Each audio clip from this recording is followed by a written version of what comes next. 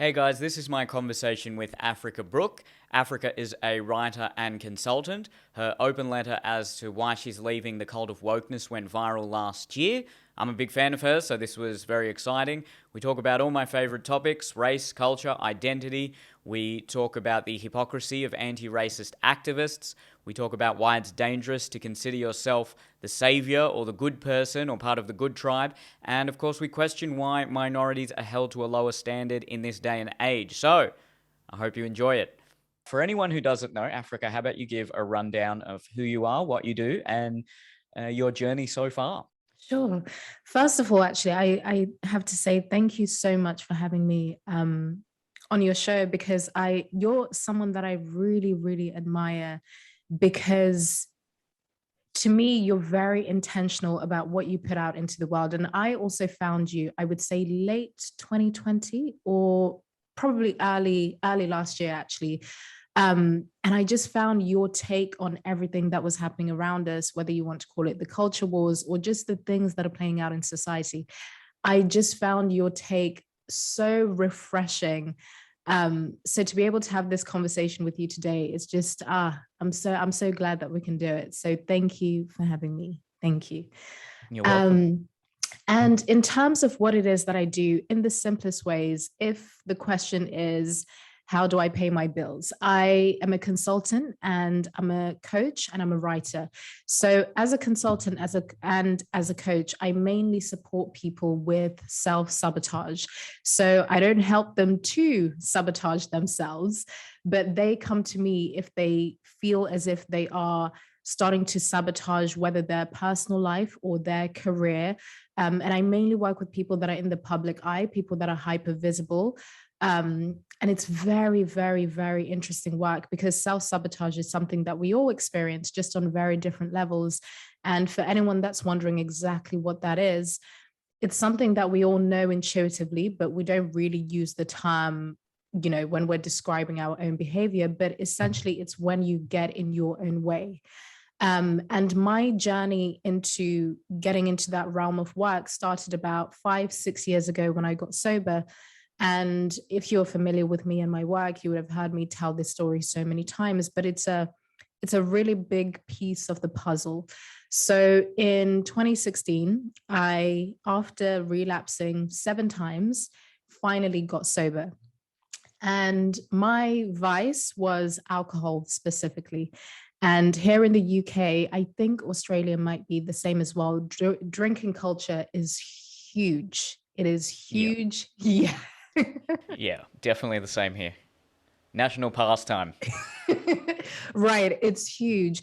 And depending how old you are, it's also seen as a rite of passage. So for me, I started drinking when I was 14. And even from that very first time, Neel, my intention was to get drunk. It was to get as fucked up as possible. It wasn't for the taste. It wasn't, because it's a nice, calm activity you do when you're that young. There's a very specific intention. But the thing is, from that very moment, I started to train myself to drink in that exact same way. So blackout drinking was just something that became a big part of my life. Binge drinking, which leads to blackouts. So from the age of 14 up until 24, when I got sober, that decade was a very disturbing period of my life because alcohol was playing a bigger role than I even thought. And because of how old I was, as I was saying, it's seen as a rite of passage, especially in the culture that we're in here in the UK. So I realized, though, that what was different about most people is that they could have one drink or a few drinks and then just stop. But for me, that concept didn't exist to just have one. It's not what I wanted to do. My intention was to get as fucked up as possible. It's almost as if I had a deeper commitment, regardless of where I was. If I'm at a baby shower, if I'm at a rave, if I'm at a lunch, a dinner, it was all the same behavior every single time. Um, and it was fun sometimes until it no longer wasn't, until it's not, charming anymore. until you start doing things that make you feel so much shame, so much guilt, so much embarrassment, but you don't even remember what those details are until you have to apologize for things that you don't remember. So I just started to see evidence that my life was crumbling, but at the same time, I was so attached to my party girl persona. I was so attached to the friendships that I had created because of that identity. But it was ruining my life. So by 19, I knew that I had to get sober. This is not language that I use, but I just knew that I couldn't drink in the way that I was anymore. But I didn't know anyone that was sober around me. So from the age of 19 up until 24, when I finally maintained long-term sobriety, I relapsed 7 times, very big relapses. I think the longest I had gone without drinking or taking drugs or anything like that, because drugs were also just a side of drinking, whether it was cocaine, MDMA, ketamine, weed, whatever it was. I never, thankfully, got into much harder drugs because I just wanted party drugs. So between 19 and 24, I relapsed 7 times. And what was different about 2016, which leads me to the work that I do today, is that instead of just looking at what was happening to me through a lens of shame, through a lens of guilt, I just started to get curious about what was actually happening to me. I started to get curious about my behavior. I discovered accidentally the world of self-development and the fact that you can actually change, that change is possible. I mean, it sounds so simple and obvious saying this out loud, but at that time, that's a message that I hadn't really thought of. I thought I was just trapped in this identity that I'd created. So I just started getting curious about how my brain was working, how behavior works, trauma in, the truest sense, not the way in which we use it today, really understanding what was at the root of my behavior. And that, amongst many other things, listening to different mentors, speaking to other people that had struggled with alcohol and other drugs, that led me into realizing that, what, there's actually something here. And when I say something here, I mean that I'm not just doing this because I'm a shitty person. I'm not just doing this because I don't care about myself. I'm not just doing this because I want to kill myself. Yes, I have to take responsibility, but there's something else that's happening here. So the world of personal development and human behavior and science sort of just took me on this very, very wild journey, which kept me sober. And that's when I discovered the concept of self-sabotage, what we do as human beings to get in our own way. And fast forward 5 years on, actually, I would say late 2019, I just started to see some of the things that were playing out in our culture. I just started to see that we were becoming more divided than ever, that we say we want certain things, but our behavior is showing a completely different story. So that's when I moved away from not moved away completely, because in my private practice, it's what I still do, helping individuals and teams, etc., with self-sabotage, whether it's in life or business. But I started to think, I've seen these patterns before. When people get in their own way, they say they want something, but the results are not pointing to what they say they want. So that's when I moved from looking at just self-sabotage into collective sabotage, what I call collective sabotage. Some people might call it culture wars, some people call it cancel culture. But I just realized that there's a group effort to get in the way of our best interests as people. And the environment is even more complex because we can't even talk about it, or at least we think we can't talk about it. That's when I then started to realize that self-censorship was a big piece of this.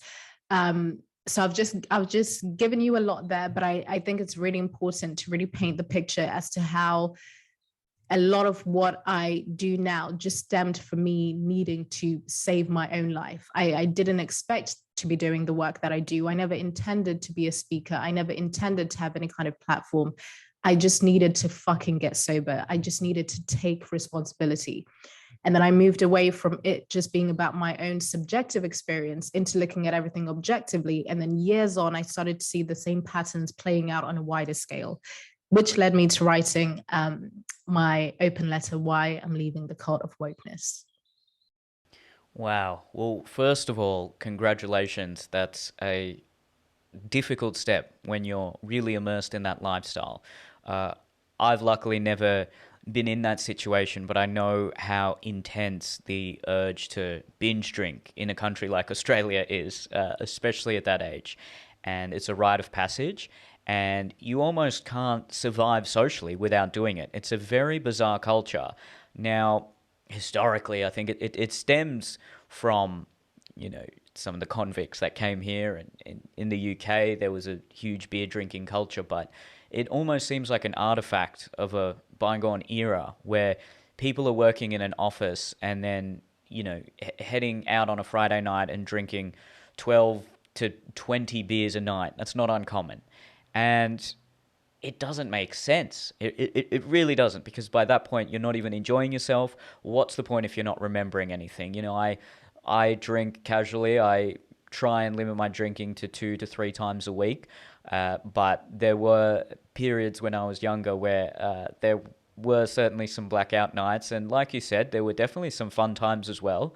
I think it's good to experience that when you're young. I wouldn't try and say, just don't do it. You know, it's something never to be experienced, but it's a short-term high, and really that's what it comes down to. You're seeking gratification in the moment, and there's nothing, there's no long-term benefits that can come from that. Right. Quick question for you, just on that. How Sure. did you manage in such a culture? How did you manage to stand firm in if you do stand firm in that, in the idea that actually I don't need to drink as much, or I don't need to do as much? How did you manage to kind of hold on to that? Well, there were a lot of parties that I missed out on, and I accepted that there were other things in my life that I wanted to prioritize. And I was lucky enough to achieve a large social media following quite young. I was 19 when I first went viral here in Australia, and I was touring the country as a comedian even before that.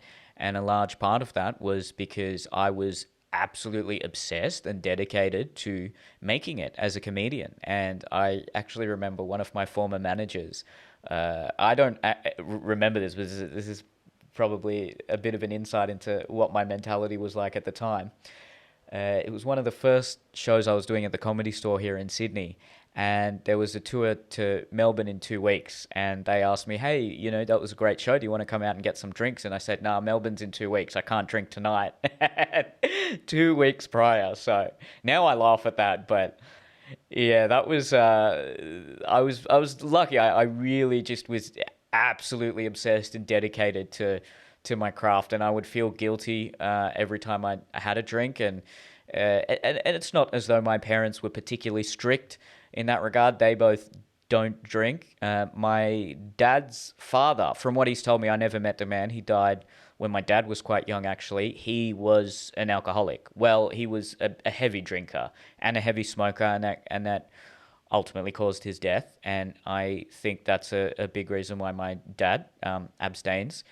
And as a result, not being exposed to it in a family environment, I think that really helped me then when I got to the age when people were starting to drink. Although it wasn't fun, you know, I definitely felt like I missed out on a lot of coming of age experiences, because everyone was having those when they were drunk at a party, and then by year 11 and 12, which is the last 2 years of high school here in Australia, I was the guy who didn't really know his limits, because everyone had found those out when they were 14 and 15, and it was a bit embarrassing, really, but it gave me this sort of will to show people that, hey, look, I made a choice here, and it's going to pay off in the long run, and it did. Now I look at that now, and I don't think that is healthy, that kind of spite, if you will, but it worked for me. I was very lucky. It was a combination of my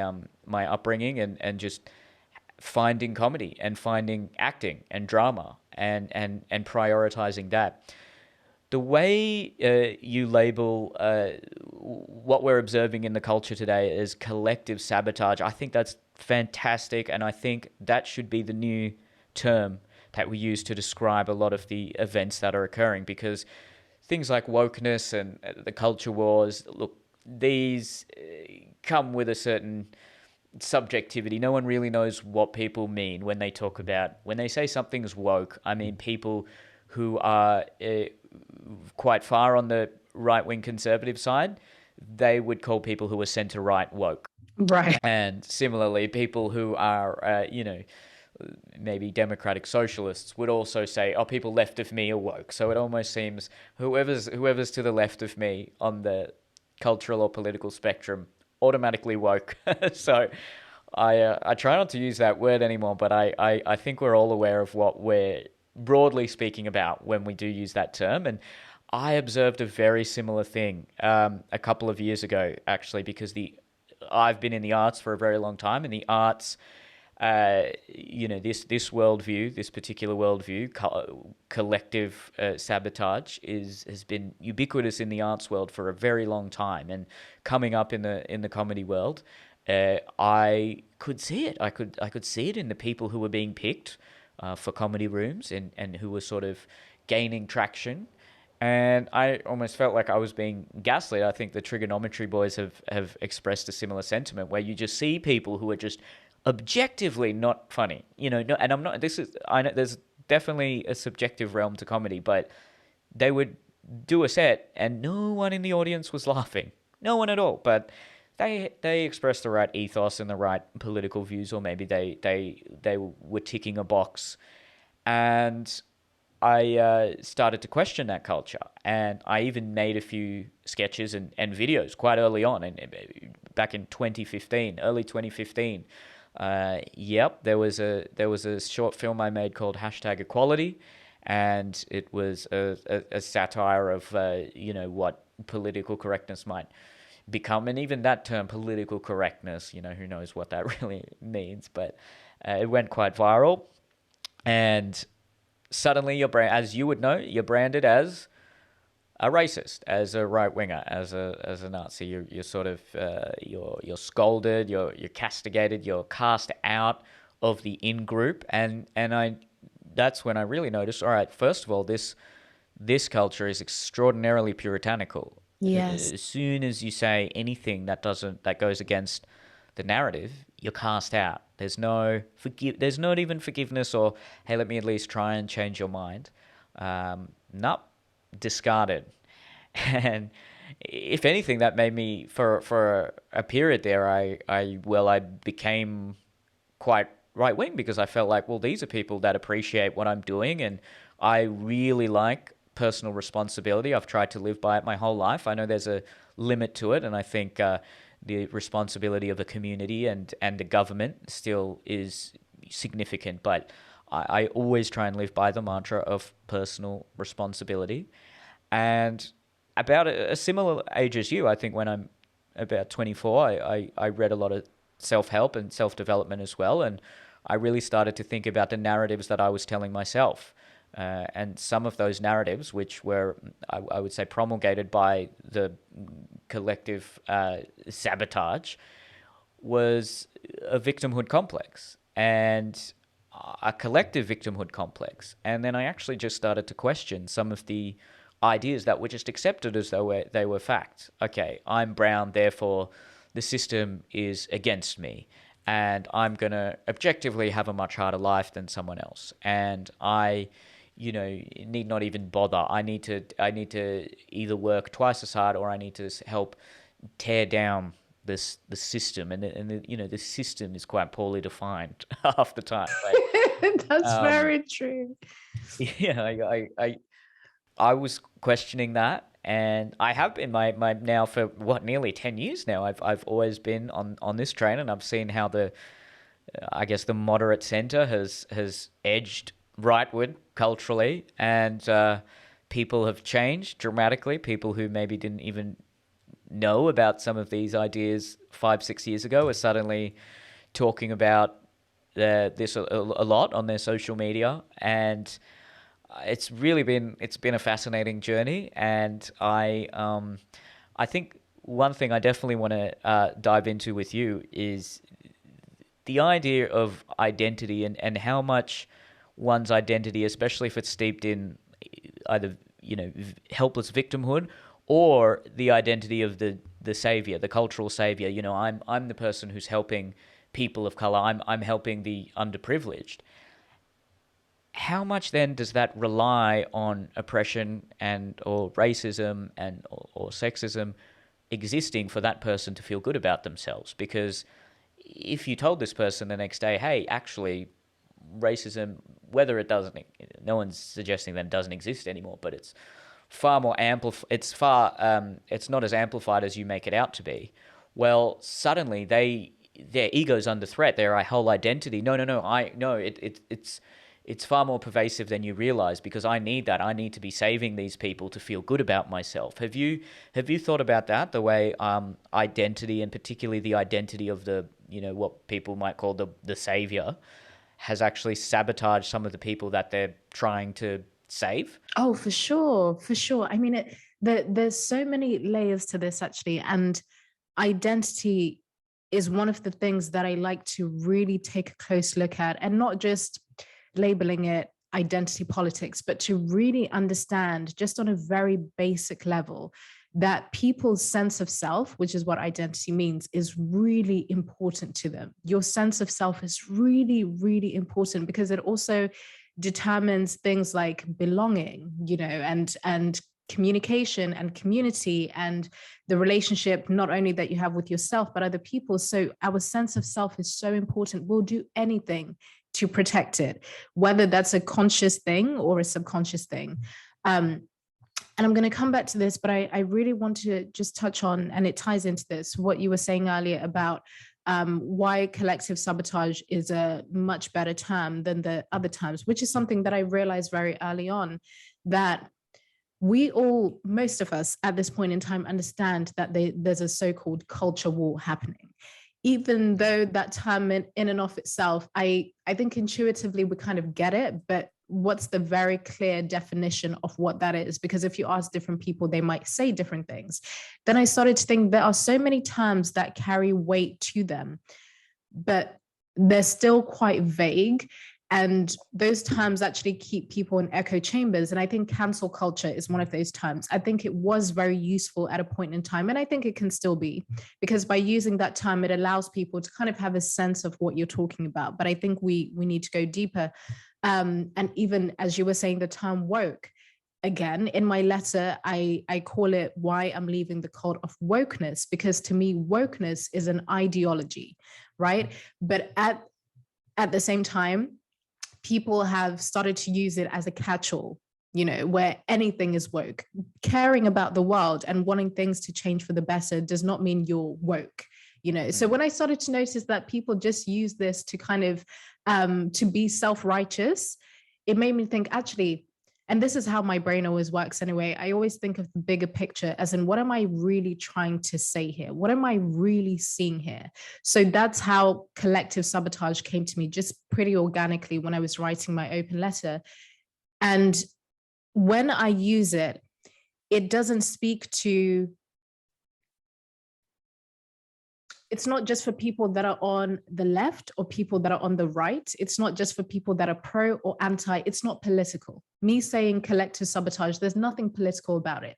It's to say, hey, there's a very serious group effort here to get it in our own way. Shall we have the discussion? That's what essentially it's about.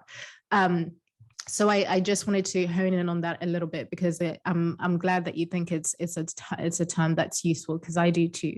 And then in terms of the identity, the whole sort of savior thing, I find it to be one of the most disturbing things, actually, that there are people that are so entrenched in the ideology that they hold, that they refuse to accept that there are people that don't need their help. Because ultimately, it's not about helping anyone. It's about feeding their sense of self, because they feel like they have purpose. They feel useful. They feel like they have a mission. Because I'm sure you know this quite well, that another thing that is very kind of primal within us is purpose and meaning. We need something to live for. So I'm really realizing that when it comes to social justice, when it comes to people that put themselves in the position of savior, that is their purpose, to save. But it's actually not, as I just said, it's not to help, it's to feed their ego and their sense of self, which is why they kind of experience a program malfunction when someone like me says, but I'm not oppressed.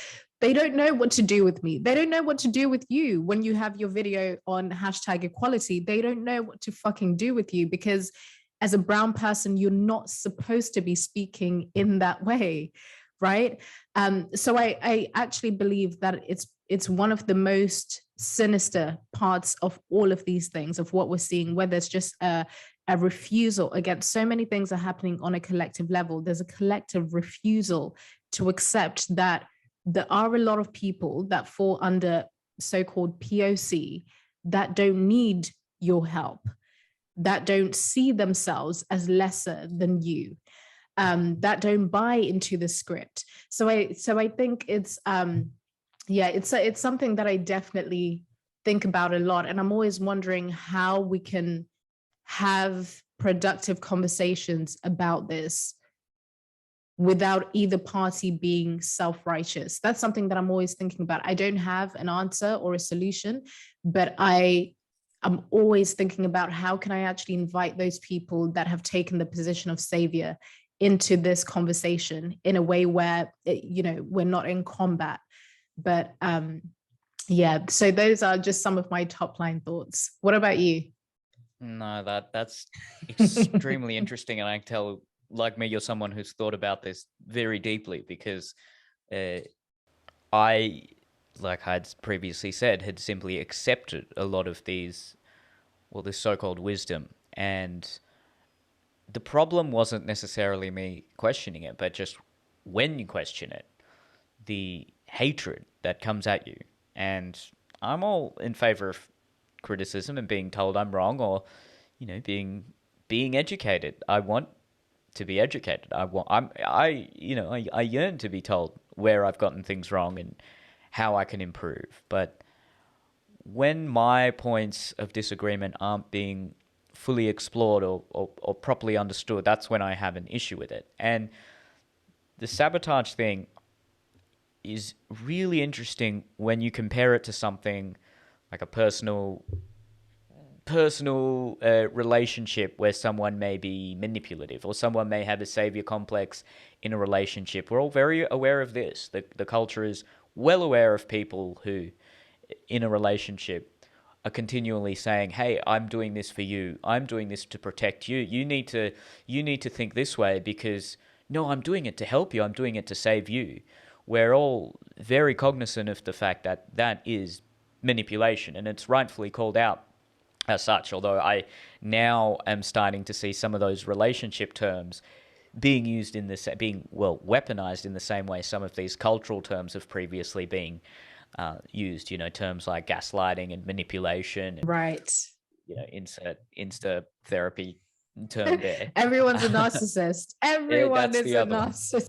Everyone's a narcissist. That's the other one. Yep. That's the perfect one, actually.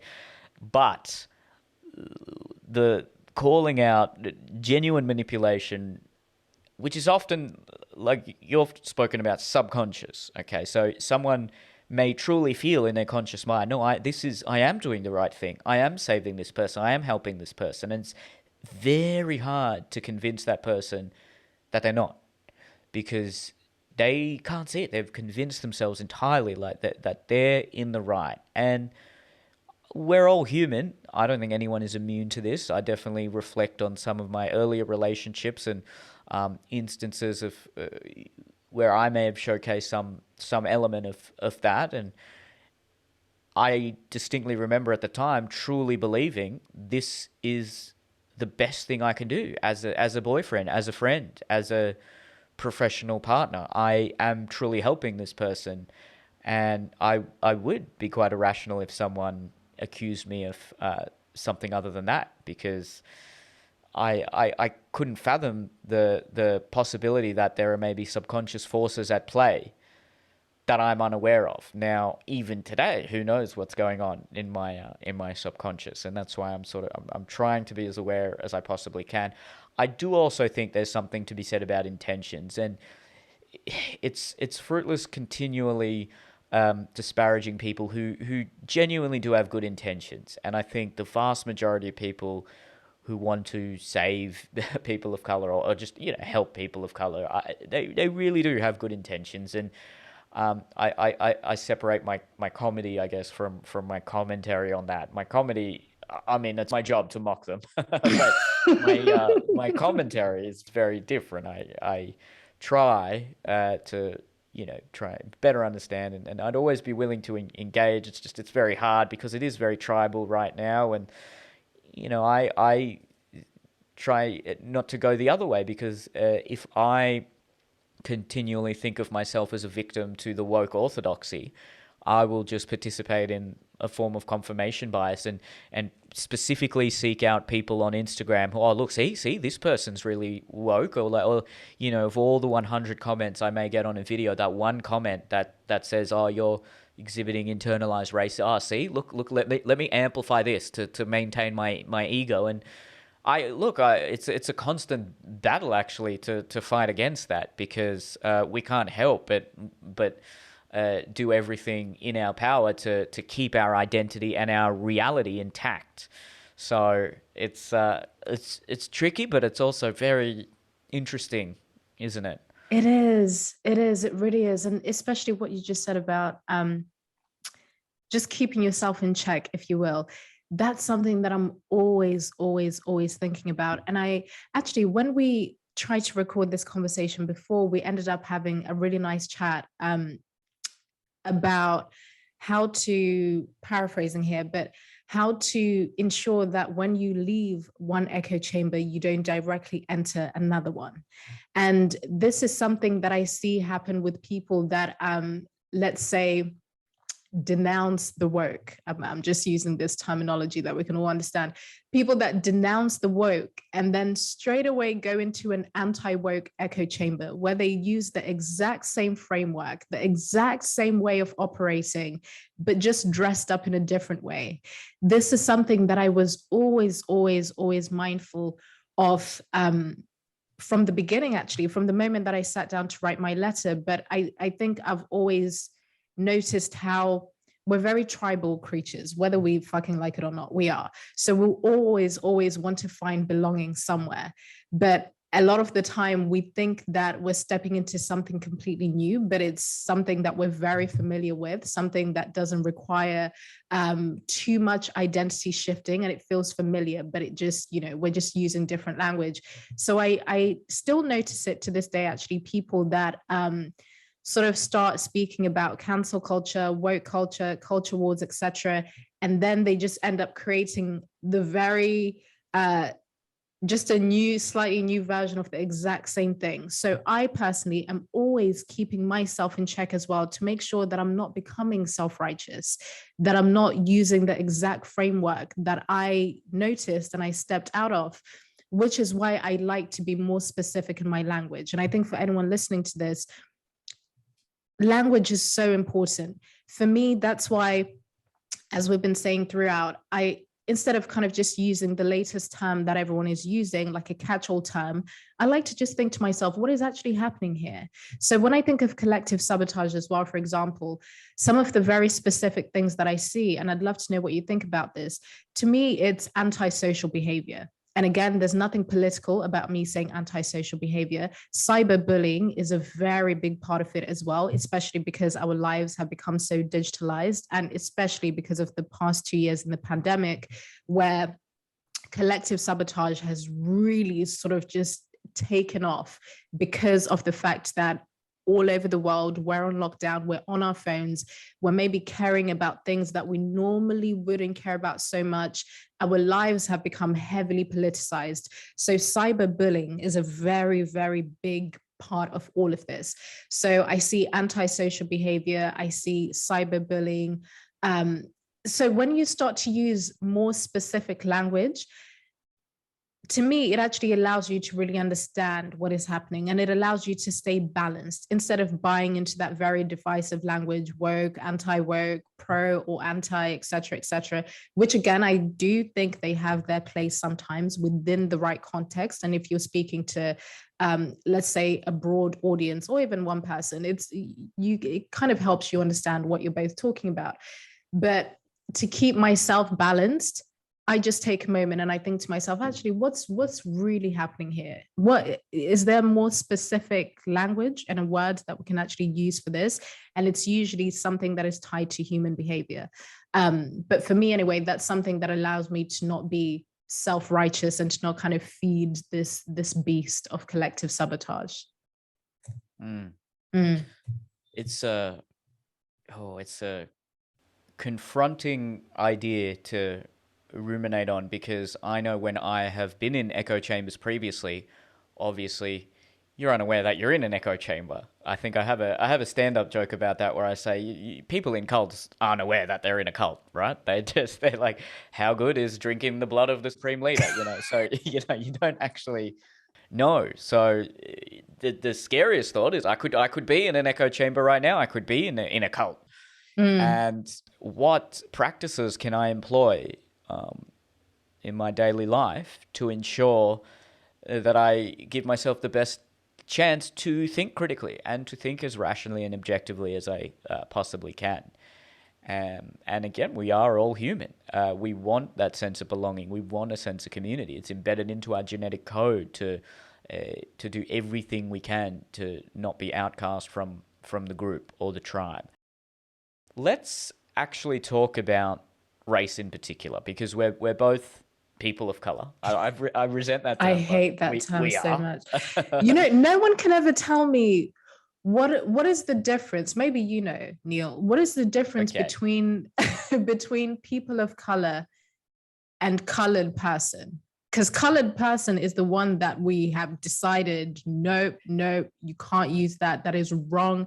What is the difference between that's a colored person and that's a person of color?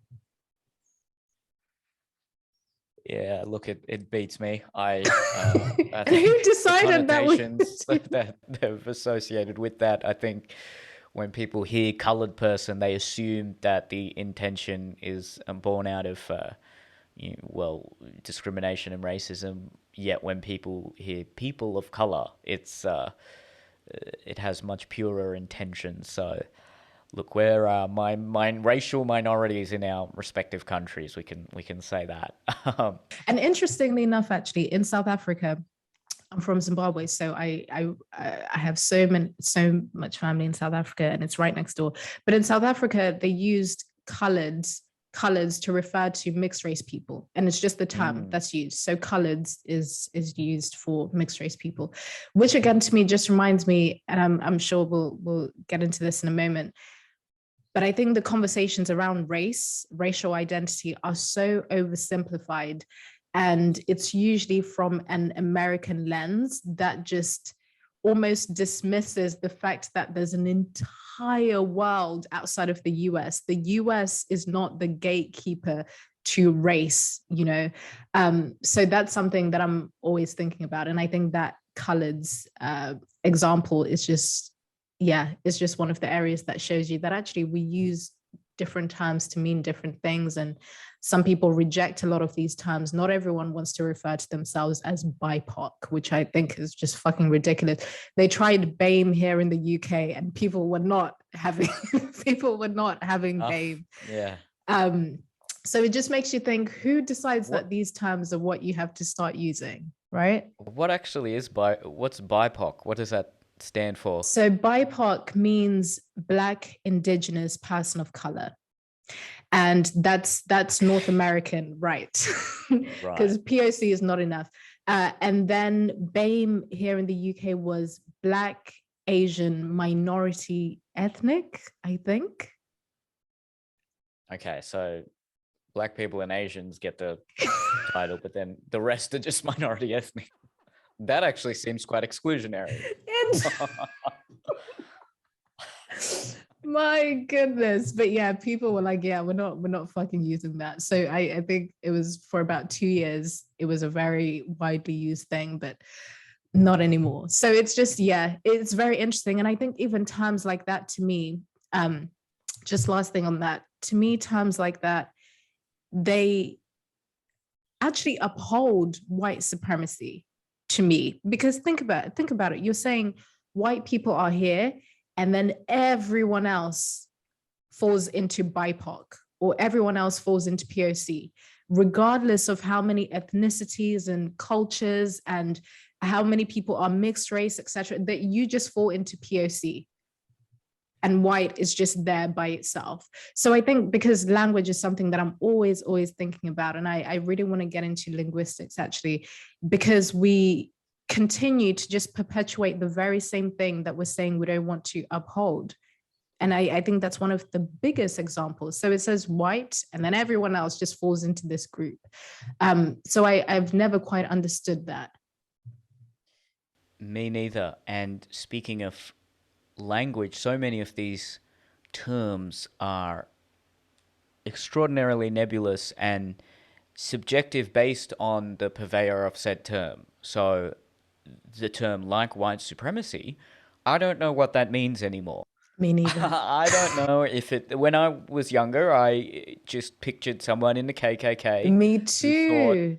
they were the superior race because of their pigmentation and the history of white people. Now, that term seems to be an all-encompassing phrase that refers to a system where, on average, white people wield more economic and social power. Now, that is so broad, and to simply describe that as white supremacy, I think that leaves a lot of nuance out of the conversation. So, to play devil's advocate here, do you think in Western countries there is an experience that is unique to BIPOC, people of color, whatever phrase you want to call it, and that is a predominantly negative experience when compared to white people, and that should be addressed?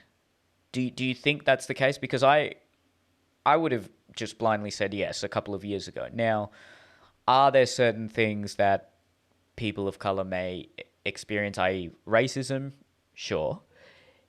Is that aberrational, or is that embedded into the system? That seems to be a really strong point of contention between one side of the culture war and the other side.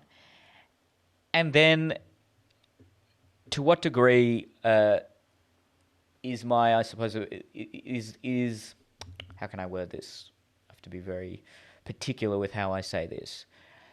To what degree are, say, instances of racism or microaggressions indicative of this white supremacist system that I need to tear down? That, to me, is a really major question there. So what are your thoughts on those sorts of ideas? Right. I think, you know what, this is something that I have been forced to think about more so in the past couple of years. I would say since 2020, very specifically. And where I've really had to start, just like you and many other people, I'm sure, really start questioning some of these things that I bought into as a default. And I don't really think it's a simple answer, mainly because there are so many things that I don't know. There's so many things that I haven't looked into.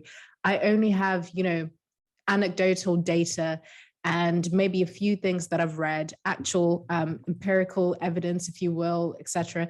But I don't think it's a simple yes or no answer. I think anywhere that you are a minority, especially when it comes to race, there are things that you're going to experience that could be considered as racism.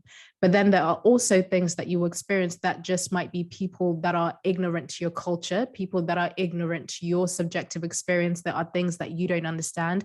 I can think of myself, for example, I would say the last time, and again, this is just me speaking for myself as one person, but as a 29-year-old living here in the UK for the past 20 years of my life, and in Zimbabwe before that, the most racism that I've experienced, and I don't really think I've had many incidents actually where I could say this was just outright racism, apart from when I first came to the country and I was in a school when my sister and I and one other boy were the only Black children in the school. And we experienced some racial comments, some ignorant racial comments from other children, but it was very brief and it's not something that carried on throughout my entire time in there.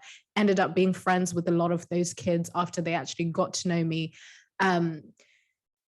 I would say those are the incidents where I've actually felt like, okay, I'm experiencing something that is really wrong here because of my race.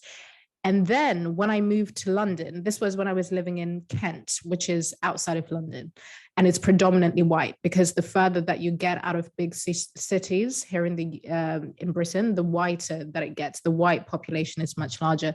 And then when I moved to London, most of the ignorant comments that I experienced because of my race were from other Black people, right?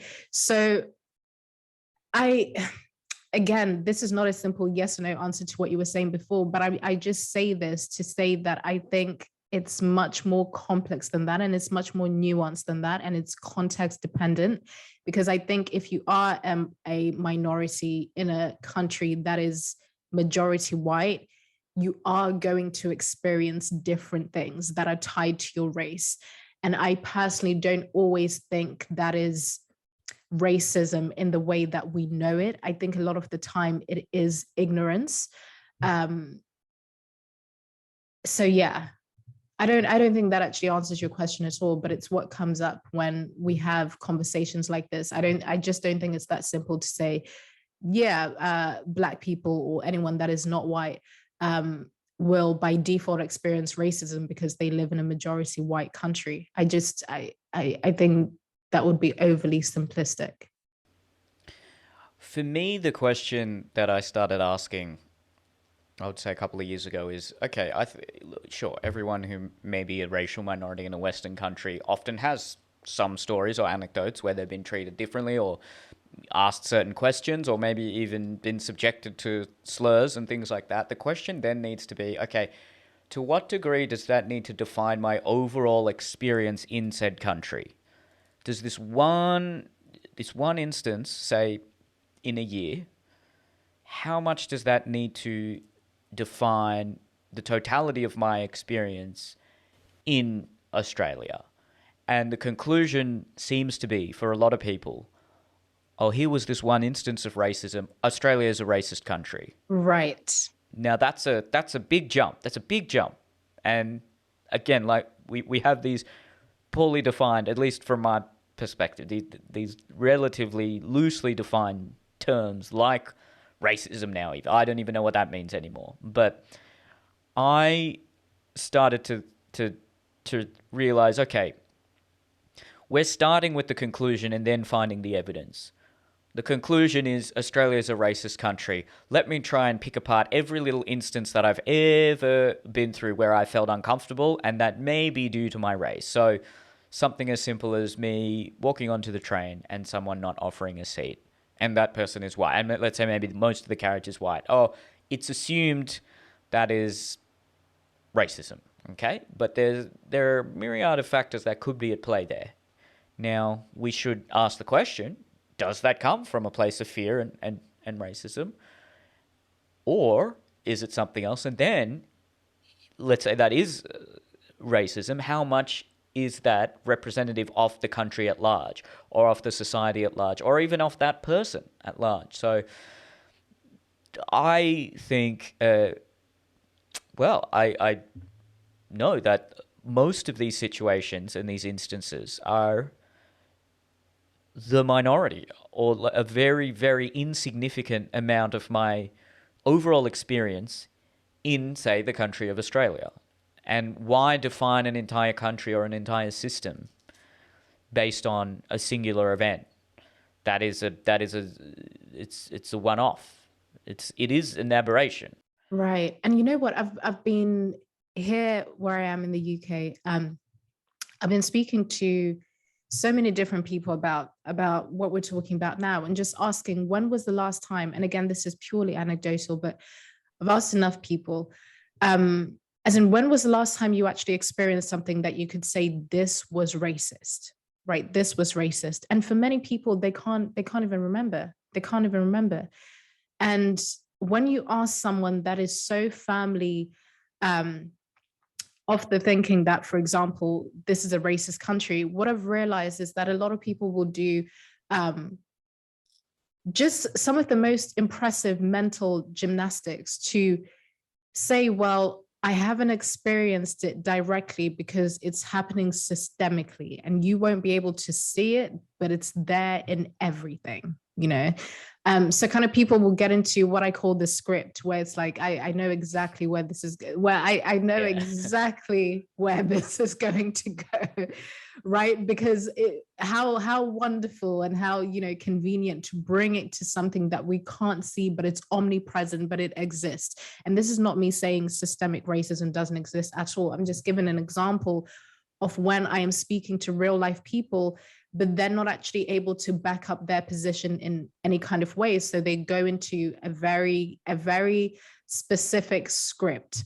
But I just find it interesting that for most people that I have spoken to, again, quite a lot of people haven't actually experienced anything that can say this was racism, but because they believe that this is an inherently racist system that we live in, that the racism shows up in ways that they can't even see, you know?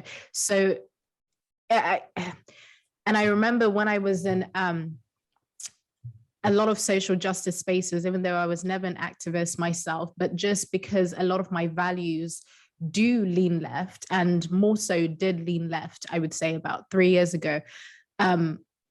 This was the kind of language I would just hear all the time, just this thinking that you have to be finding racism in every situation. That no, that racism exists in every interaction with a white person, for example, you just have to look for it. And that's the most sinister part of it, that it just exists, just like sexism, right? In every interaction with a man, the sexism is there, the misogyny is there, you just have to weed it out. So it's again creating a culture of people that are very paranoid, and you see this because it's what feeds collective sabotage, just paranoia and the surveillance aspect of it. You know, this idea that it exists, we just have to find it. That's why now I think, regardless of what you, that's why I'm really serious about self-censorship and people undoing self-censorship and leaning into mindful speech even when it's uncomfortable, because the culture of not just self-surveillance but surveilling other people, especially online, and just the paranoia, it means that people won't even ask just the simplest questions, and people will try and find the perfect way to say something. But here's the thing, there's no perfect way. If someone is on a mission to misrepresent what you want to say, you better fucking believe they will do it.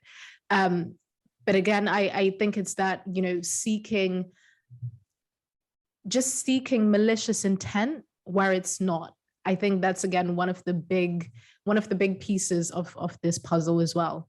And in race, you see it the most. Yeah. Mm.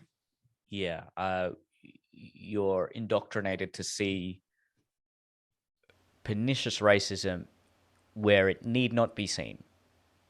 I would even go so far as to say, if there are certain disadvantages that I face due to my race, which, well, that you can cherry pick evidence either way, because right now in America, I think it's Asian women out earn white men. And so that was always used, the earnings differential was always used as a marker of a oppressive system. But like I said, I think you can cherry pick evidence to go either way. I would go so far as to say, even if I do face disadvantages, I don't want to live my life thinking that I am a victim. And some would even say, well, then you're living a lie. Well, I think there's something to be said about self-fulfilling prophecies and how I perceive myself internally will then come about in a positive way externally. and again, this is anecdotal, but I can tell you there was a dramatic shift in how I was perceived and how just basically enjoyable my life became when I really worked on how I perceive myself and whether or not I need to be a helpless victim to this broad, subjective, discriminatory system. Now, when you take some markers like, okay, the people in power, even proportional to their representation in the population. Now, even the word power, I mean, what does that mean? But in this context, we're usually talking about economic and social power, really, because cultural power is actually different. I would argue, say in America, I think that the black population has an immense amount of cultural power. But when we talk about, let's say, economic, governmental power, okay, there's a disproportionate amount of white people relative to the population. So that in itself is evidence enough that the system is racist.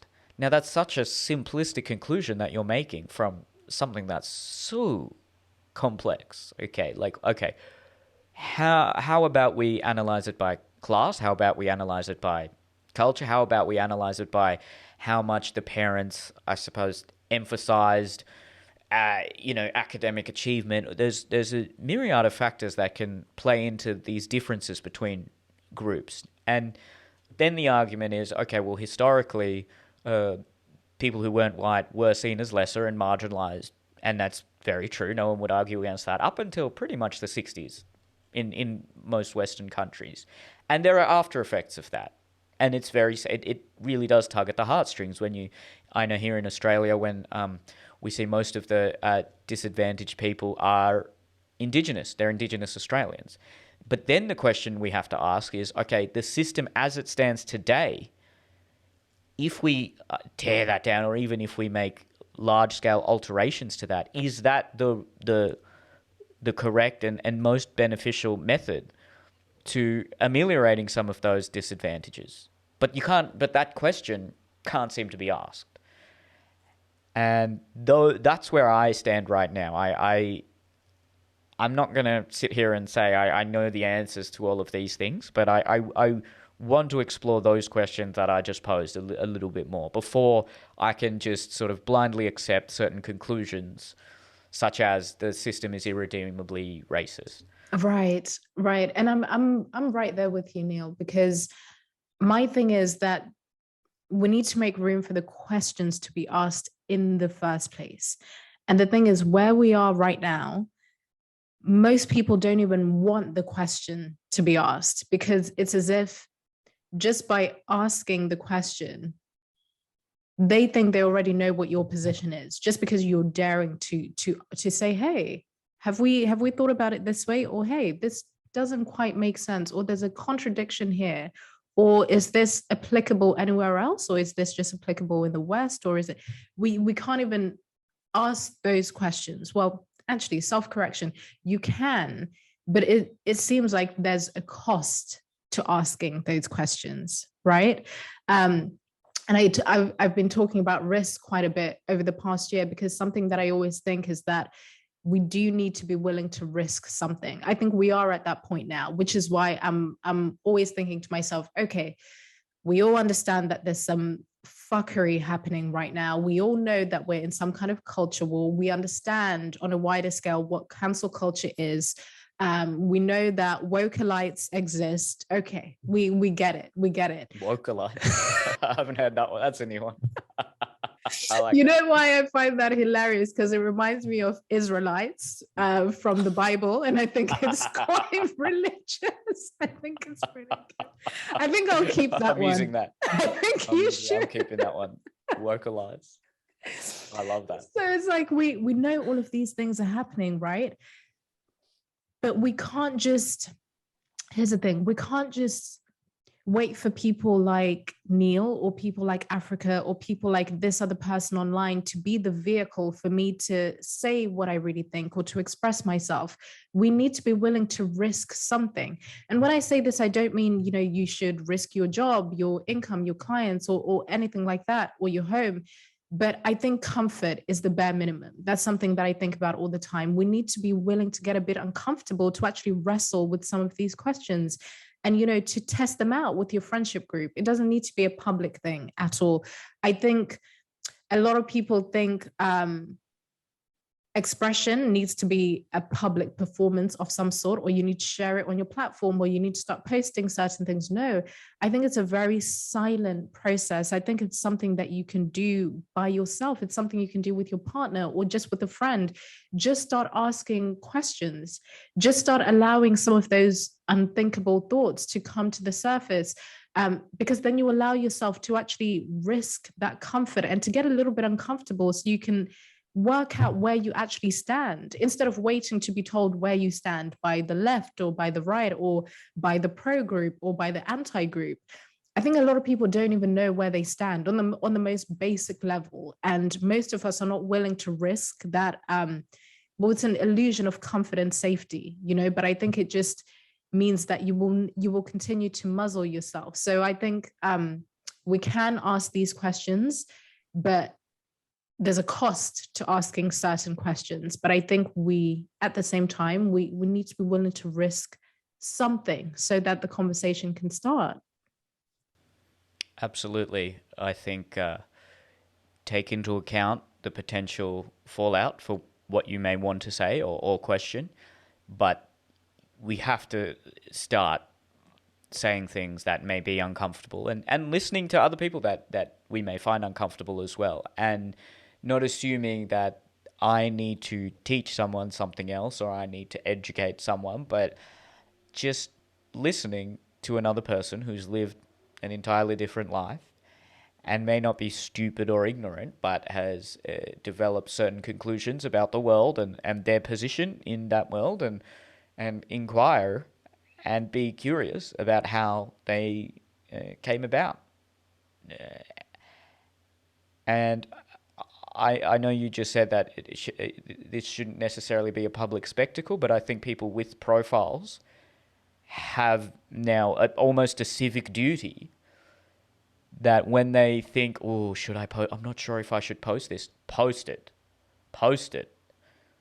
Because the more we self-censor, the more it's going to be harder for the next person to post something that is an uncomfortable but helpful truth. So I'm now at a point where I definitely have content that I think, oh, this is borderline. This might upset people. Well, I'm going to post it. And I may overstep. I may lose sight of what actually is funny and become preachy and just want to get my opinion out there. And that's natural as well. And I know a lot of my followers would be forgiving of something like that and would, I'm sure they'd have a few hate comments to say. And that's fair. That's the other thing. People think that the online space needs to be this perfectly curated, sanitized environment where your feelings are never hurt. And no, I think people should be allowed to say maybe not anything they could online, but for the most part, the scope of acceptable speech should be quite expansive. And right now in Australia, there are some sadistic, draconian laws that are being suggested by this. Supposedly, this is our conservative government, the Liberals here. And Really? yep. So the Liberal government here is the equivalent of the Tories, and they are using words like cyberbullying and hate speech and all these things that they've been against for 5-6 years. And the second it doesn't suit their political agenda, they've shown their true colors and they've shown that they do not have integrity. And people with integrity are people who stick to their values and their beliefs when it's uncomfortable. And this is a party that's shown that they simply don't do that. And they've now created this government body called the Online Safety Commission. And there's an e-safety commissioner. So this is a government-appointed person who essentially gets to decide what is and is not hate speech or bullying online. Oh my Now, goodness. there's definitely something to be said about tech oligarchs deciding that. And neither situation is the ideal, realistically. But I don't see how this government institution, policing the web, is beneficial for the common person. I mean, and it's especially frustrating when this is coming from a liberal government, a government that is supposed to be, in their name, liberal. That's supposed to mean small government, personal freedom.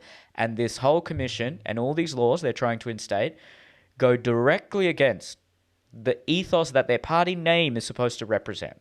And it's like I said, they've shown their true colors.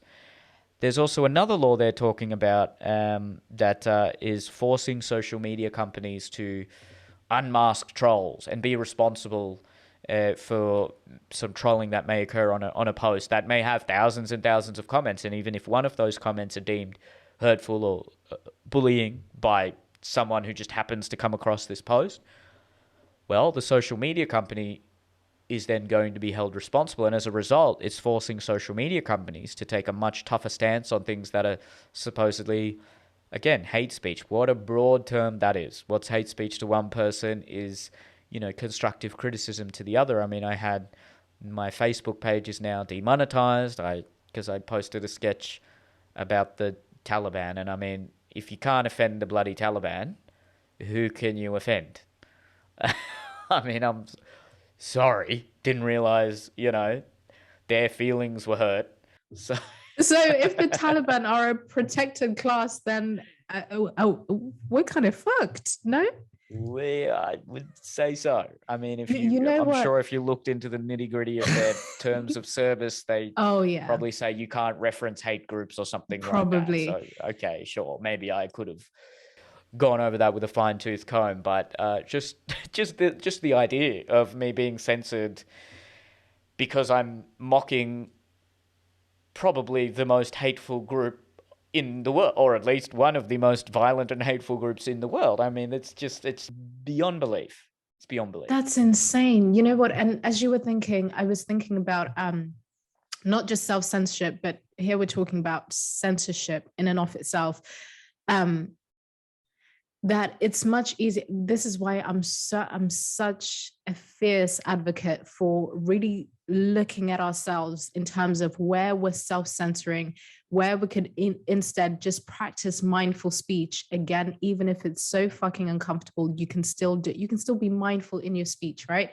But the thing is, when it comes to the governing body that's going to be overseeing whether it's hate speech or et cetera, when people become so well trained at self-policing, we become so easy to police, so easy. They won't even need to do much because we're already doing it, not only to ourselves, but to each other.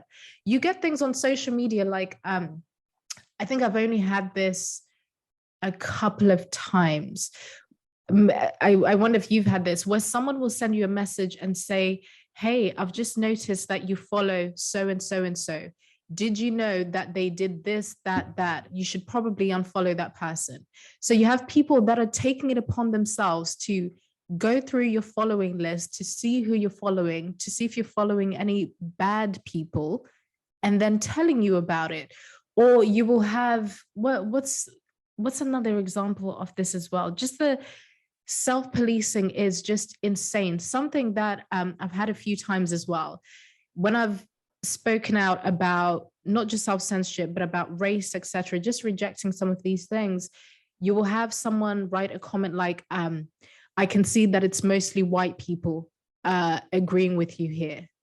Then it makes me think, hold on. So because on average, my comments are about 400, and about, let's say, 15,000 people liking the post. So have you gone through every single person to see if they're white? And if that is what you're even doing, it might be time to seek professional help. Because if I was finding myself in someone's comment section trying to see who is white and who is not, instead of just looking at the contents of what I'm reading here, just the information I'm reading.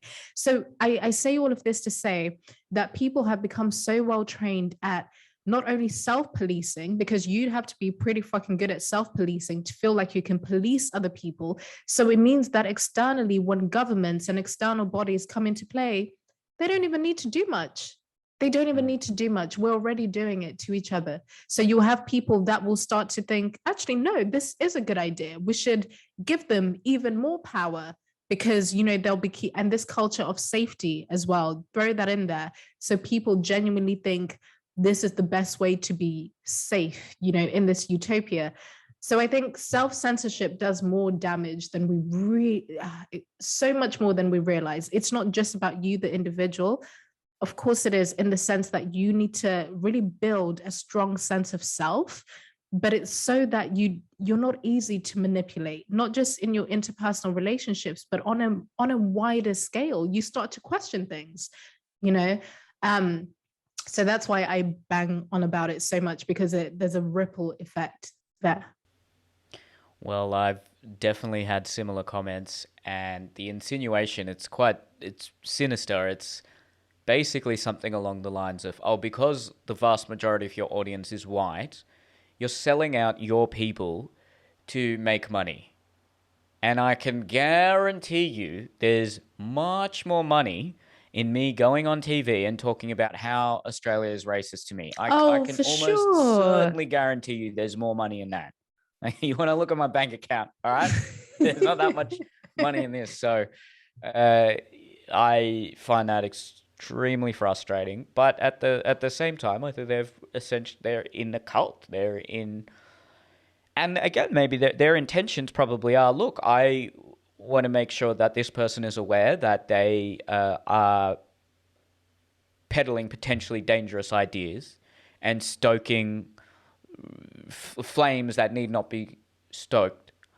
But it's extremely frustrating, because there's two people coming at it from completely different realities and completely different worlds. And that's a common criticism that happens when it's an audience that seems to be majority of the people who supposedly wield all the power. So if you have a majority white audience, that's a problem. If you have a majority male audience, that's a problem. But then if you have a majority, BIPOC audience, or a majority black audience or a majority brown audience, there's no issue at all there. And don't even get me started on the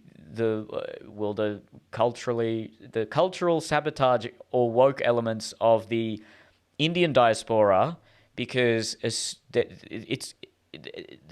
contradicting points of criticism that have come at me. So if I make jokes about Indians that rely on certain stereotypes, whatever it may be, cab drivers or delivering Uber Eats, then I have internalized racism, and I'm seeking white validation. So I'm seeking to make white people laugh so that I can, climb that social ladder, and I'm throwing my race under the bus. This is apparently, and I did a show a couple of years ago, a TV show, and I was an Uber driver on there, but then every other person on that show was also a racial stereotype, and that, in my mind, I justified saying, well, hang on a minute, everyone here is a stereotype, so why are you coming at me? But then the other criticism that seems to come is that, brown people who never talk about being brown are trying to be white, and they're trying to whitewash their heritage and their culture. But then the other contradiction, which I cannot fathom, I can't make sense of any of this, is that all the content creators that focus, and I definitely talk about my the Indian culture that has come through from my parents. I'd say I'm 80% Westernized or Australian and 20% Indian culturally, but if you want to quantify it, but all the people who make content regarding brown culture or Indian culture are complaining about it. They're all talking about the strict parents, and where you're forced to get married, and the aunties that are very much in your ear, just guilt tripping you about everything. So it's like, all right, you're articulating certain truths about the culture, but you seem very incendiary and critical of it.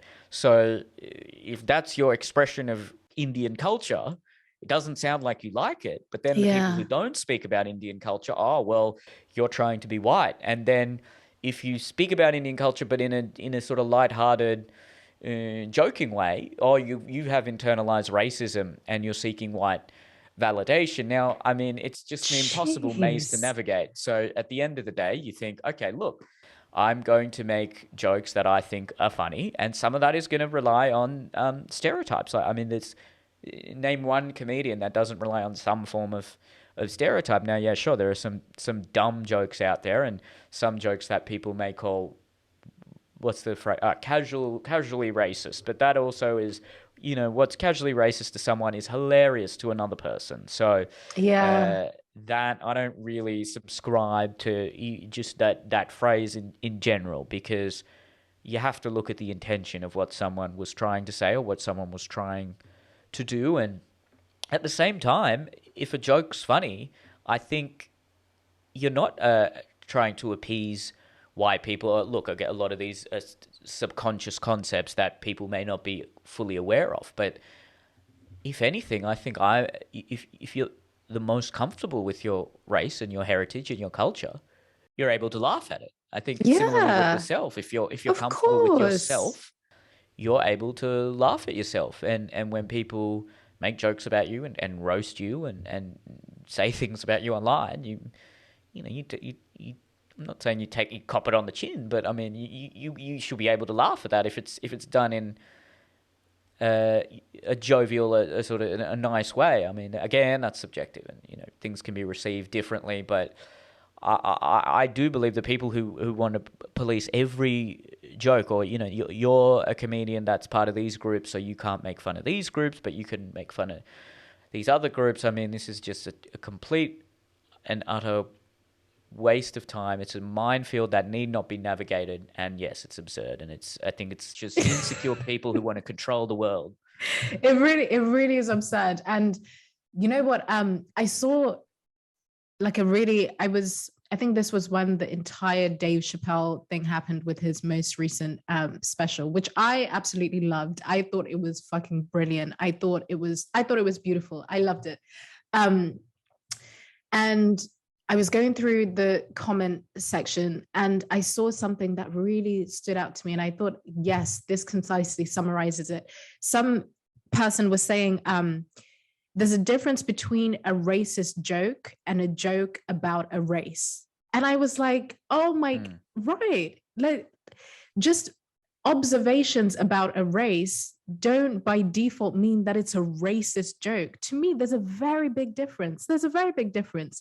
You have a lot of Black comedians or Asian comedians, et cetera, making racial observations about white people, about all groups. And to me, it's always been that way. I don't really remember when and I mean, I'm not in the comedy world. I don't know much about it at all. But as of late, I've been connecting with a lot of comedians who are just so fucking sick of everything that is happening in in the industry. And of course, Yep. the Trig boys are my friends, so we always talk about it. But I don't understand where this, again, everything becoming so politicized. You even have Black people and trans people just saying it's fucking funny. It's not racist for this person to talk about some of the things that happen in, Black American culture, or, observations about being Black, what people see. It's not. It's just how we all relate to each other as human beings. People observe things are funny. And, if we're really talking about equality and all wanting to be on the same footing, I think we should all be laughed at in the same way. I don't see how anyone gets to be special when it comes to humor. I just don't see it, and I never have.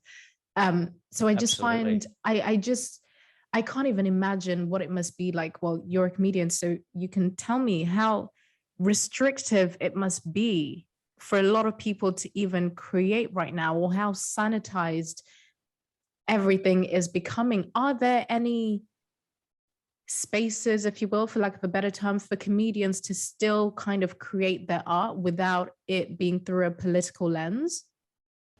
Yeah, I actually think it's changed a lot in the last couple of years. I would say this peaked in 2016, 17, around then, and then I think it made a bit of a comeback when the George Floyd incident happened.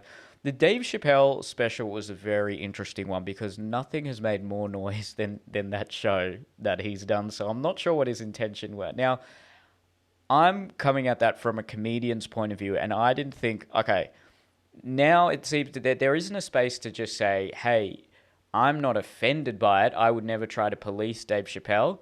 I did not think that was his best joke, nor did I think they were like well constructed jokes, and the craftsmanship of it I think was lacking. I felt like he was trying to just make inflammatory statements, which I think people should, but when you're putting this out there as this is a comedy special, I mean, I'm a sucker for well constructed jokes and interesting punchlines, and I just thought he was saying things that were just just trying to gauge a reaction, or he was almost preaching online and sorry, on live. And Louis C.K. did a special very recently that I thought, everyone, I'm sure most of the people who follow me have already heard me rave about this incessantly, but Louis C.K. Sorry, it's on his website. The man is a genius. The man's brilliant. He touched on similar topics that Dave did, and comedy is now very politicized. It's okay, is the comedian saying something I agree with politically, therefore it's good comedy? So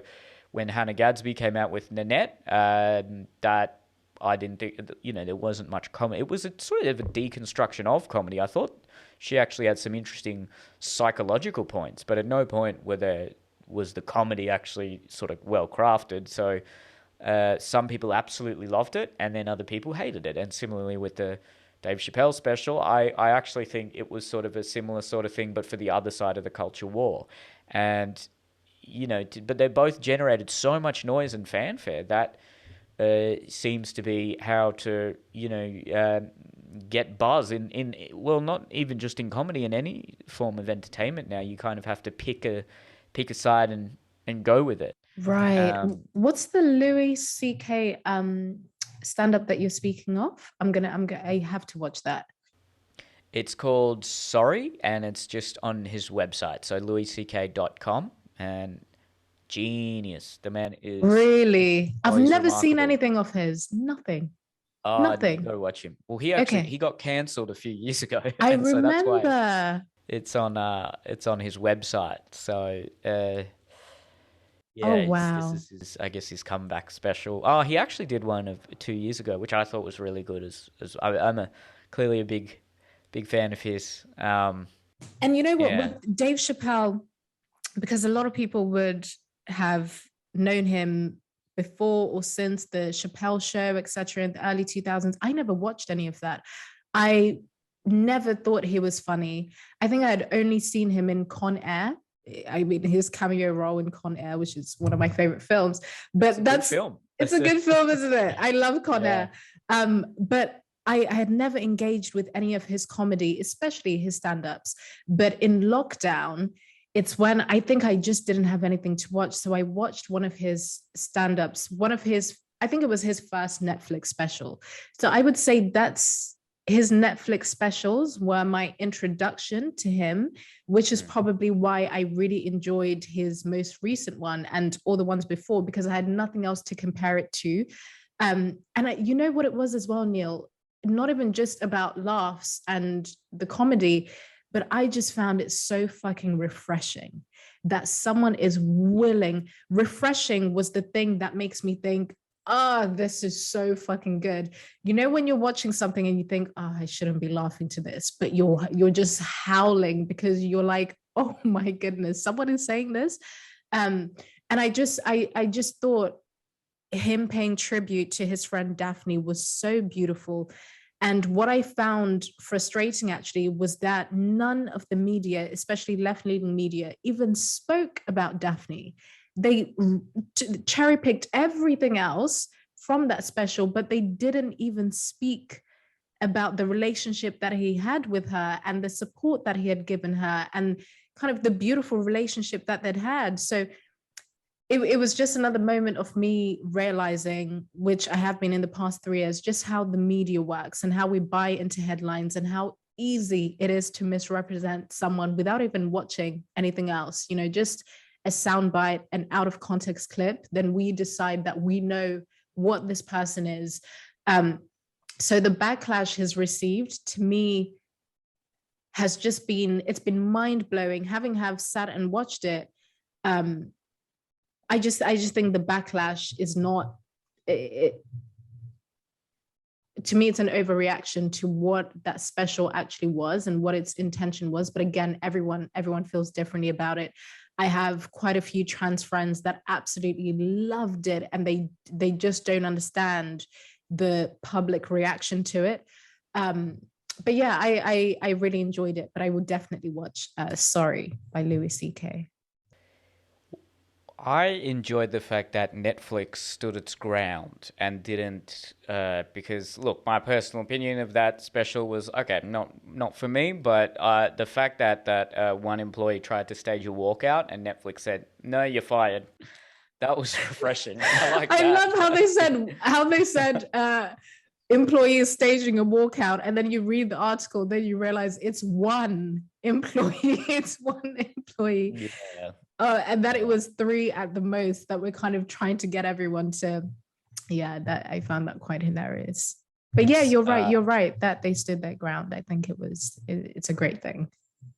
I definitely, I like that. I liked how Spotify, after signing Joe Rogan and then apparently having a meeting where multiple employees were in tears, also stood their ground and said, no, he's on our platform. This is good for our business. And if you're an adult who is in tears because Joe Rogan has been signed to a company that you work for, I think that's on you. Yes. I don't think this one. There's this hateful white man that's peddling violent hate speech every 3 days. And no one can ever. On you.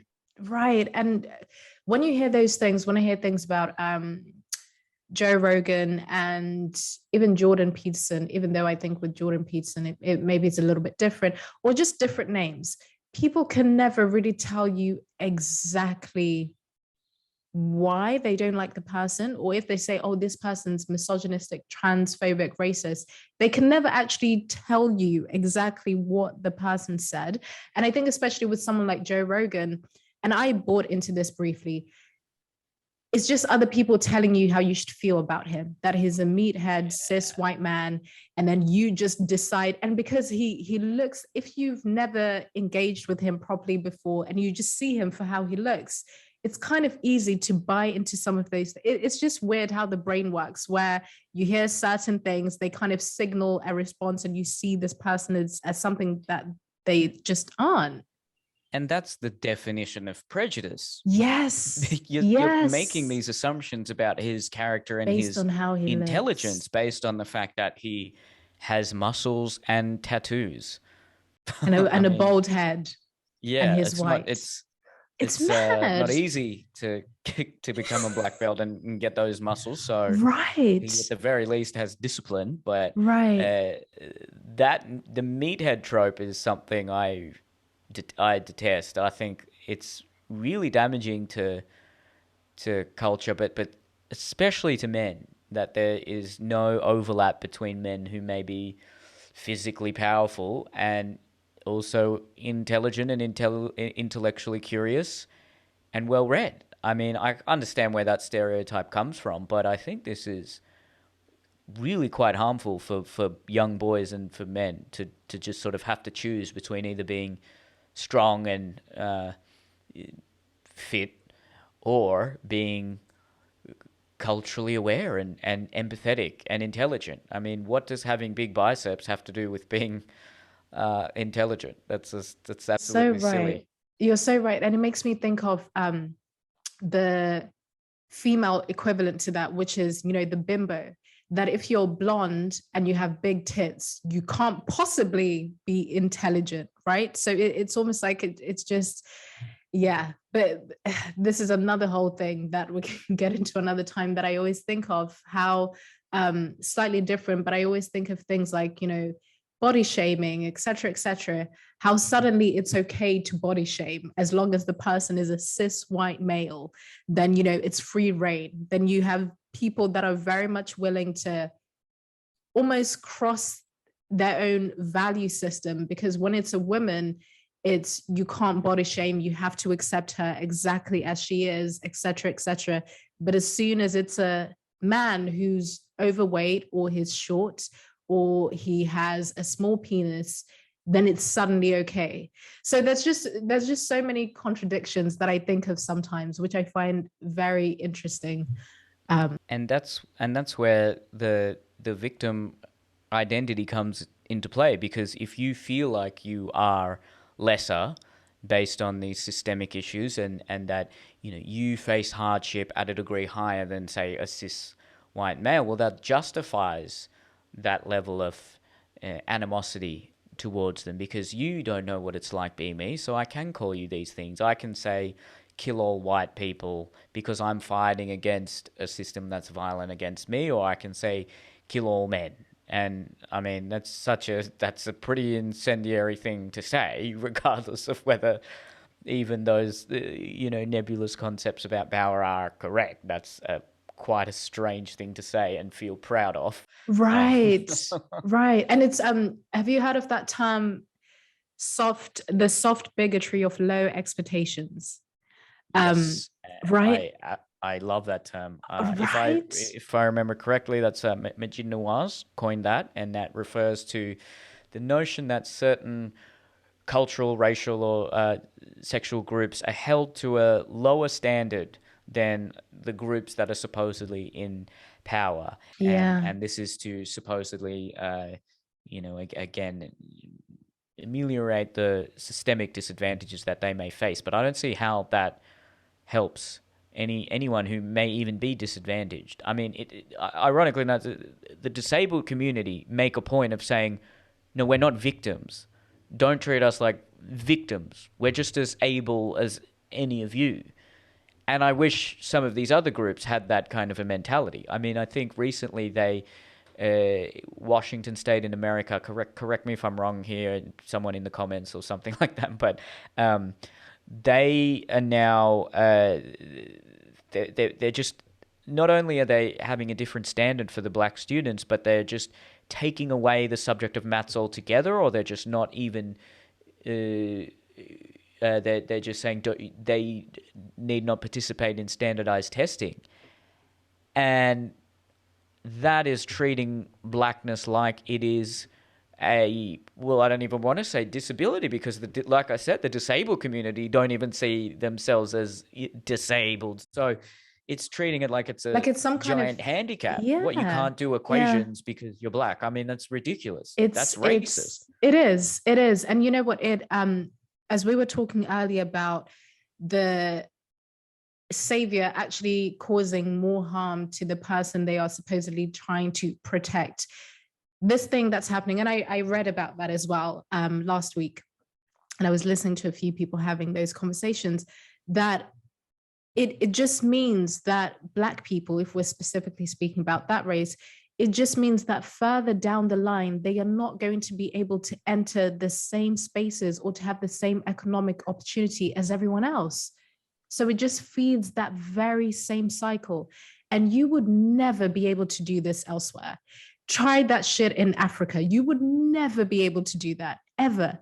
And it just makes me think, what are we actually trying to do here? It doesn't make any sense to kind of say, you know what, we don't expect much from you, so you can actually sit this one out, you know. I find it to be very bizarre. I'm looking into that a little bit more as well, to just see how these things that are being put into place actually end up causing more harm to those people, because I want to be able to articulate some of these things better and to just have really useful conversations around it, because I think it's so important. I think it's so important, instead of looking at how we can help children study better, how we can look at the conditions that they have at home that might be stopping them from coming into school, from studying, etc., looking at neurodiversity to see if there's an issue with, just how people process information, we decide that actually they don't even have to do it at all. I just, yeah, I find that really strange. It doesn't fit the political narrative, because a lot of the statistics that I've at least read is that particularly if you're from a lower socioeconomic background, a moderate dose of social conservatism actually can be very helpful for you to move up the social mobility ladder. So having two parents in the home and sort of being quite strict and abstemious when it comes to other things, and delaying gratification and these sorts of things are what will ultimately help poor black, brown, BIPOC children reach the potential that they're capable of reaching. I'm actually very grateful I had two parents that were very strict about my academic performance, and I'm thankful for that. It wasn't comfortable at times. There were certain social events and gatherings I missed out on. But I can see now the trajectory that I stayed on compared to some of those other kids I went to school with. And I didn't, I went to public schools. I wasn't vastly economically privileged. I mean, money was never an issue for my parents, thankfully, but I wasn't rich by any means. My parents weren't rich by any means. So there were certain behavioral norms that they instilled into me and my sister, and that helped us navigate the Western system, if you will. I don't see how our race really had much to do with it. I think it was cultural, and it was behavioral and psychological. Right. Mm. Oh, yeah. It's I'm just processing what you're saying, because I can resonate with that so much. Having been born and raised in Zimbabwe up until I was 9, education is really important. Even to this day, education is something that is so valued in our culture and in most of Africa, to be honest. And I too am grateful that even when we came to the West, it was something that was really put forward, and not even, and for me and my family, not even in a way that was kind of pushy or too strict. It was just something that was really important, something that is going to be beneficial for you as you get older, something that allows you to make better choices, something that allows you to be in a comfortable position. Maybe similar to you and my family, I never saw my mother struggle financially, but we were not rich by any means, but she just made things work. She just made things happen. But education was something that was always valued. And I was never told that because of the color of my skin, it means that I can't learn in a certain way, or it means that I can't take certain tests. It wasn't. So it's just absurd to me to hear some of these things. And when you say them out loud in the simplest way, that because of the color of your skin, you can't take this test, and it's fine if you want to sit it out. When you put it like that, it's really fucking weird. But yeah, I wanna read more into that and to actually find out what's happening with that in the US. Is it happening on a wider scale? Is it being tested out in any other countries in the Anglosphere? Is it, just something that was tried at one school, but it's not something that's being tried elsewhere? I just want to understand that more, because it shocks me a little bit. Yeah, agreed. And just to finish on that point, it actually hurts Asian Americans more than anyone, because they're the ones who have a sort of disproportionate amount of their community achieving the greatest heights of academia. And when you have quotas, well, they're limited then by not by how well they perform, but by how well the portion of people of their race perform. And so you have these strange situations where to get into a certain college, if you're Asian, you actually need the highest mark. And then if you're white, you need the second highest mark. And then if you're Latino or black, you need a lesser mark. And it's just, to me, it's, I have to do some more research on that as well. So don't quote me on that. But from what I've read, that's the sort of general. Yeah, Yeah. it's strange. It's getting quite late here in Australia. What time is it? It's 11 p.m. actually. Oh So, my goodness. yeah, we're past my bedtime. My day's just getting started. I'm like, oh, it's beautiful. So it's nearly midday right now. The time difference is it's a mind fuck, is it not? That's What's crazy. Because you're in winter right now, so it must be freezing in London. Oh, it's so fucking cold. It's so fucking cold. But today's I'm looking outside right now. It's a beautiful sunny day. It's going to be chilly, but clear skies. So I'm going to go for a walk. I'm going to brew some tea, take my little travel tea with me on a walk, and listen to a podcast. Yeah. What are you up to? What time do you normally go to bed? That's wonderful. I actually try to go to bed. I'm getting old. I'm trying to get to bed earlier because I've been trying to wake up nice and early, 6:30 and get a workout done in the morning. Now that doesn't always happen, but that's what I'm trying to do. So I'd usually be in bed by now, but we'll have a late one tonight. Well, thank you for choosing to be wild for me. Thank you very much. Yeah, this is my night out now. This is a wild night for me. So, yeah, you're welcome. It was fantastic. I'm glad we finally got to have this chat. I really enjoyed it, and I'm sure my subscribers will too. For anyone who doesn't know where to find you, what are your social handles? Sure. So social media, I only have one platform at this moment in time, which is Instagram. You can find me at africabrooke with an E at the end. And I have two podcasts. So my first podcast, Beyond the Self, is all about the individual. It's about how to focus on what you can control, but it cracks through a lot of the bullshit that we hear in self-help and personal development. And I really value simplicity and accessibility and being very direct and nuance and context. So that podcast is really good for all of that. So it's Beyond the Self. You can find it everywhere.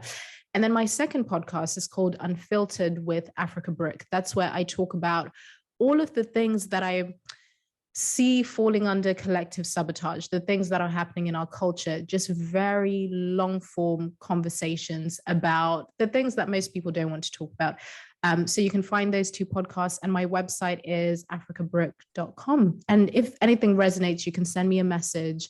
You can send me a DM. I always like to know what people think, and if they have anything to contribute to these conversations. I think they should be a dialogue instead of being a monologue. So I look forward to hearing from anyone. Amazing. All right. Well, thank you again, and keep up the fantastic work. I'm always eagerly awaiting your next post, and I love your Instagram stories. Thank you. Enjoy your walk. Thank you so much, Neel. I look forward to doing this again. Thank you so much.